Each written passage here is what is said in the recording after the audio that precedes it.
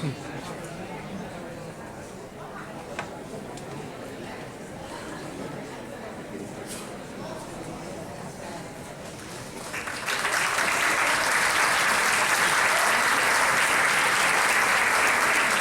tarda. En primer lloc, donar la benvinguda a les autoritats. Moltes gràcies per acompanyar-nos en aquest concert. Benvinguts a tot el públic. Començo avui jo sol aquí perquè som molts aquí dalt, fa molta calor, com tots sabem ja, i així els dono una mica més de descans. Només comentar molt breument el Rèquiem. Tothom sap que el Rèquiem és una missa de difunts. La pel·lícula Amadeus, espectacular, va crear una segona història sobre aquest Rèquiem, que em sap greu, ja us desmenteixo que no és així, però sí que hi ha algun detall que penso que és important abans de sentir aquesta peça que podeu tenir en compte. El Rèquiem de Mozart efectivament és l'última obra que va escriure Mozart. De fet, el compàs 5-6 de Lacrimosa són les últimes notes que va escriure, i no va ser un encàrrec de Salieri perquè tenia enveja d'ell, sinó va ser un encàrrec d'un comte que s'havia mort la seva dona i volia que algú li fes una missa de Rèquiem. Què va passar? Mozart es mor de manera inesperada, i aquí diu que es va morir jove, però realment morir-se amb 36 anys al segle XVIII a Viena no era tan jove. El que va passar és que la Constance, la seva dona, vivien en unes situacions econòmiques molt pobres, se li havien mort diversos fills. Constance patia perquè aquest encàrrec ja li havien pagat un avançament i no podia assumir que li reclamessin els diners. Llavors la dona va córrer i va anar a un dels alumnes, Hebel, i li va dir: sisplau, acaba amb aquest Rèquiem perquè jo he d'acabar aquesta obra. Hebel el va començar i al cap de poc temps es va veure incapaç de poder-lo acabar, i llavors Constance li va agafar la partitura i va anar a un altre, Susmaia, li va demanar, diu: sisplau, acaba'l tu. I Susmaia és la versió que us tocarem, és de les versions més conegudes, i tot i que es veu que Mozart no li tenia una especial estima a ell com a contrapuntístic.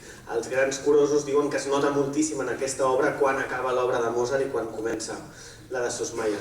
Tot això us explico també perquè Mozart es mor el 1791, el 1800 ja es publica aquesta obra, i durant tot el segle XIX aquesta obra s'interpretarà tant com a misses de difunts com avui aquí en sales de concerts.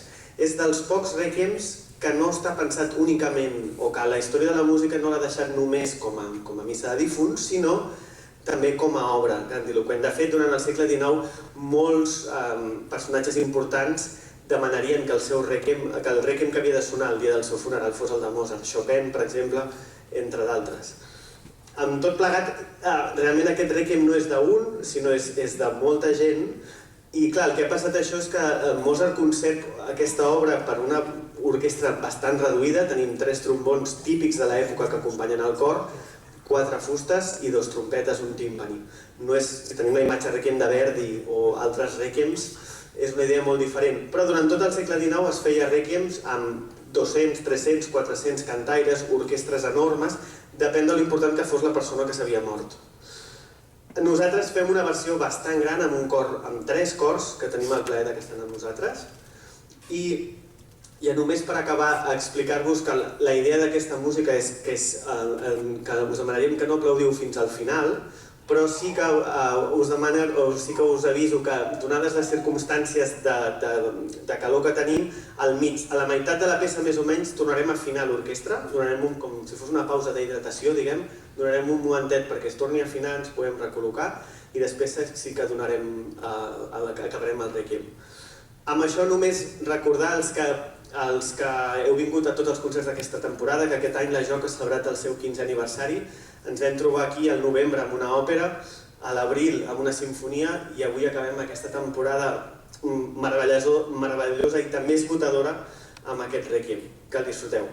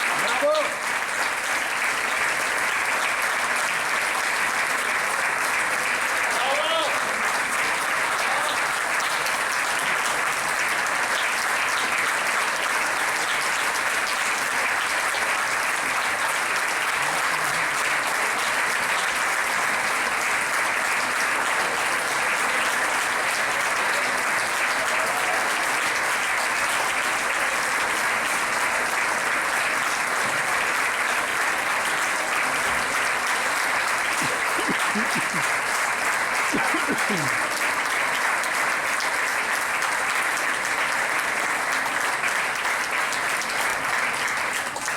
cop de calor, ho acabem aquí per no allargar-ho, sisplau. Moltes gràcies.